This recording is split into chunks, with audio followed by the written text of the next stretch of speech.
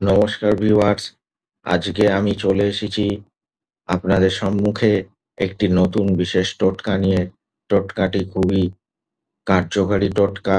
এই টোটকাটা হচ্ছে সামনে যে ২৮শে সেপ্টেম্বর অর্থাৎ ১১ই আশ্বিন আপনারা এই টোটকাটি কাজে লাগান।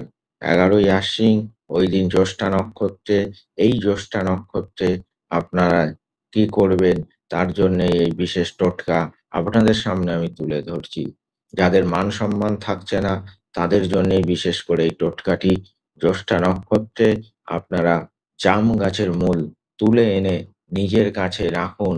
দেখুন রাজ-সম্মান লাভ পাবেন এবং রাজ্যতুল্য লাভ পাবেন, যেটি আপনাদের গর্বে বুক ভরে যাবে। দীর্ঘদিন ধরে আপনাদের মনে যে অনীহা চলছিল সেটি আপনাদের খুব কার্যকারী উপকার দেবে। নমস্কার।